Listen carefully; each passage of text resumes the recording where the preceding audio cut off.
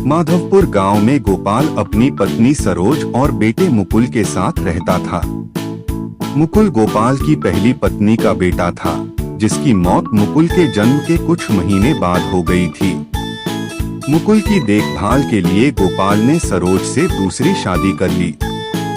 सरोज ने मुकुल को बहुत प्यार से पाला।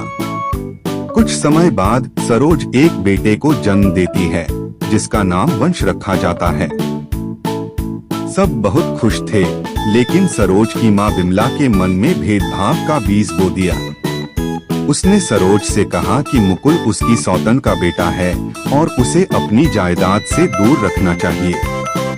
यह बात सरोज के मन में घर कर गई और वह मुकुल के साथ बुरा बर्ताव करने लगी। सरोज ने मुकुल को सरकारी स्कूल में डाला, जबकि वंश को एक बड़े प्राइवेट स्कूल में। वह मुकुल से घर और खेतों में काम करवाती और वंश को खूब पैसे देती।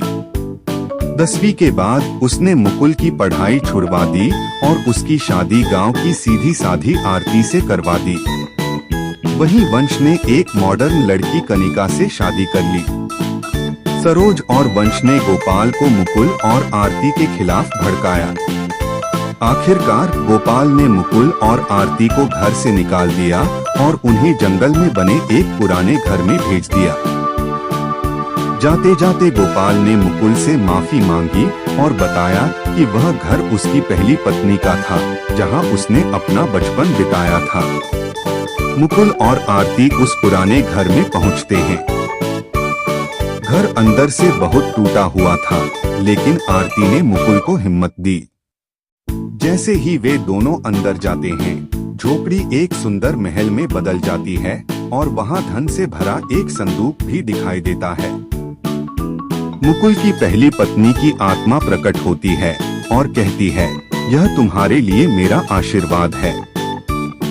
तुम दोनों ने मेरे घर को सम्मान दिया, इसलिए अब तुम खुश रहोगे। मुकुल और आरती ने खूब मेहनत की और अपनी दौलत से समाज सेवा करने लगे। मुकुल ने अपनी मां के नाम पर कई वृद्धाश्रम खोले। एक दिन मुकुल को अपने एक वृद्धाश्रम से एक फोन आता है। जब मुकुल वहां पहुंचता है तो वह देखता है कि उसके माता पिता गोपाल और सरोज वहां बहुत दुखी बैठे हैं। सरोज और गोपाल बताते हैं कि वंश और उसकी पत्नी ने धोखे से उनकी सारी संपत्ति छीन ली और उन्हें घर से निकाल दिया। सरोज अपने बुरे व्यवहार के लिए माफी मांगती है।